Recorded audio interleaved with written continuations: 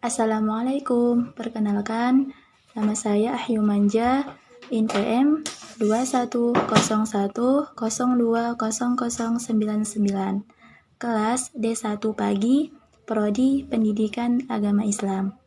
Nama dosen Bapak Robi Van Reja, SPDI, MVDI. Mata kuliah Komputer. Pengertian komputer. Komputer merupakan informasi atau komunikasi atau alat yang dipakai untuk mengolah data. Manusia modern tidak luput keberadaannya dengan komputer. Semua pekerjaan saat ini membutuhkan komputer. Bahkan, selama pandemi ini, kehadiran komputer merupakan hal yang wajib, karena semua kegiatan berlangsung secara online. Berikut ini sejarah perkembangan komputer dari masa ke masa. Yang pertama, komputer generasi awal. Pada tahun 1822, seorang ahli matematika asal Inggris bernama Charles Babbage telah menciptakan sebuah mesin hitung bertenaga uap yang tujuannya untuk menghitung angka-angka di tabel. Mesin tersebut dinamakan dengan Difference Engine. Mesin itu adalah komputer pertama di dunia. Bentuknya sangat besar. Awal mula munculnya komputer digital. Seorang ahli matematika bernama Alan Turing pertama kali mengembangkan komputer digital pada tahun 1930. Komputer tersebut mampu menjalankan sekumpulan perintah. Melihat kontribusi yang dimilikinya, komputer yang dikembangkan oleh Alan Turing diberi nama dengan Turing Machine atau mesin Turing. Sementara itu, gagasan Alan Turing disebut dengan uji Turing. Komputer digital terus dikembangkan untuk memenuhi kebutuhan manusia. Konrad Zuse, insinyur mesin asal Jerman, membuat komputer digital pertama yang bisa diprogram. Pada tahun 1936, Konrad Zuse membuat mesin yang bisa mengerjakan perhitungan tambah dan kurang. Namun sayangnya, komputer tersebut hancur saat Perang Dunia Kedua. Pada tahun 1943, saat Perang Dunia Kedua berlangsung, John Mauchly berhasil membuat mesin yang dapat membantu Angkatan Darat untuk memprediksi serangan. Mesin tersebut dinamakan dengan Electronic Numerical Integrator and Calculator. Ini dibekali dengan kemampuan analisa untuk menghitung ribuan masalah dalam hitungan detik. Mesin ini sangat berat, yaitu mencapai 30 ton dan membutuhkan tempat 457 meter untuk mengoperasikannya. Kemudian, bahasa pemrograman mulai muncul. Semakin berkembangnya zaman, komputer terus diperbarui. Hingga pada tahun 1954, ilmuwan komputer wanita, yaitu Gretchen Hopper, mencetuskan bahasa pemrograman yang disebut dengan COBOL.